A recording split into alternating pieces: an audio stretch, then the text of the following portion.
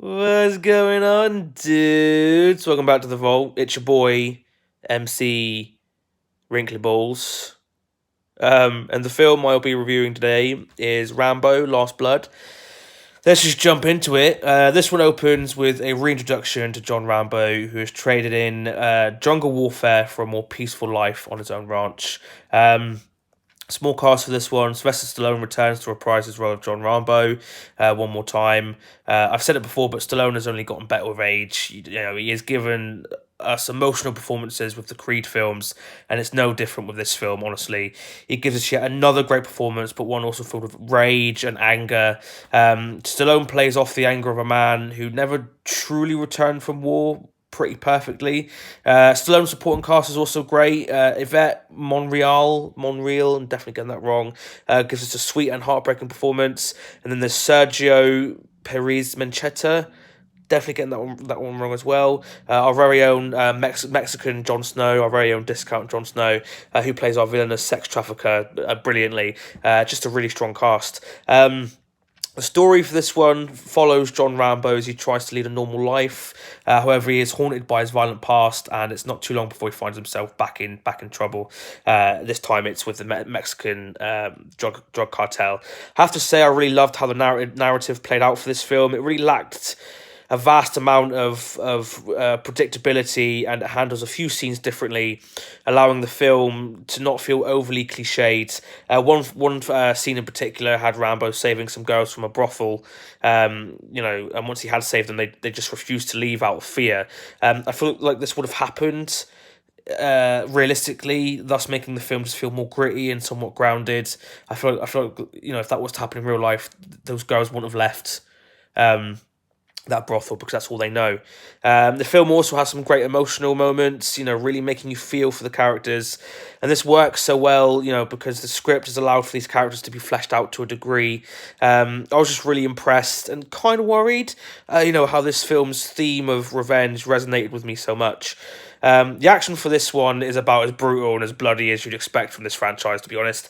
Whether it's Rambo breaking a guy's collarbone and then bending that collarbone with his bare hands, or enemies falling into traps and being stuck with nails, I really appreciated, the story was allowed to flow for the majority, and then within the last 20 minutes of the film, we got what we came for as an audience in terms of the action. And all of the action as well just had this very 80s feel to it. One man fighting a team of bad guys and coming out on top are the kind of awesome films I grew up on and that I grew up watching. So I'll always appreciate films like those, like the old school Rambos and, the old school Commandos. And this film was also most definitely biting at the heels of John Wick. In terms of the brutality, and I just absolutely loved it. I didn't learn anything from this film, but I do know that an R-rated version, I do know now that an R-rated version of Home Alone exists, and it stars Sylvester Stallone, so, that's nice. But there is my very quick review for Rambo: Last Blood. So just jump to the two most important questions. Question number one, would I recommend this film? I will be honest, this is actually the first Rambo film that I've properly seen. I've seen bits and bobs of the previous films, but I thoroughly enjoyed this film more than I thought I would. And if you are a fan of the Rambo films, then you will more likely enjoy this film. I've seen a lot of people online didn't really enjoy it, but if you're a fan of the previous films, you're a fan of Sylvester Stallone, then you'll definitely enjoy this film. Or even if you're just after, just a standard, just kind of action film, then you'll probably more than likely enjoy this film. So I would definitely recommend this film. Question number two: does this film belong in the vault? My only issue with this film was that as much as I loved the story, the overall narrative felt very rushed. I mean, this is only an hour and a half film. I felt like they could have had a few more scenes, emotional scenes or action scenes, just to pad it out a bit more. But this is just a very minor complaint. As I already said, I really enjoyed this film more than I thought I would. I may need to go back and watch the other Rambo films to see if I enjoy those as much. So for that reason, because I enjoyed it more than I thought I would, and it's just generally an entertaining action film, I'll be putting this film into the vault. So there's that little diamond star. It's gone off with a headband following it I don't know where I was going with that, but it's gone off to wherever it goes. And there you have it, guys. There's my review for Rambo Last Blood. If you've seen the film and you liked it, let me know what you liked down in the comments below.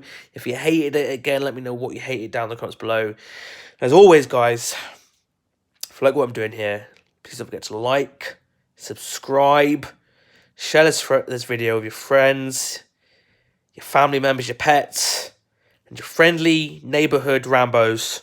Until the next one, peace and love, my dudes.